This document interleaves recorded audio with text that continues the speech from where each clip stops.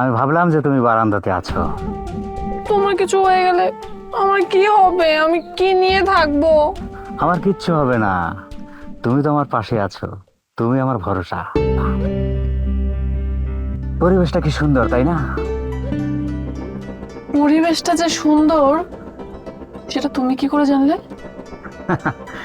College লাইফে বন্ধুদের সাথে আসছিলাম, ওই কল্পনাটাই আমার মনে আছে।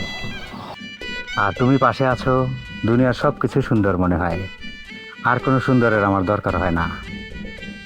তোমার আলোয় আমি আলোকিত। তুমি পাশে থাকলে আমার চোখে দেখার দরকার হয় না। তুমি হলো আমার অন্তরের আলো।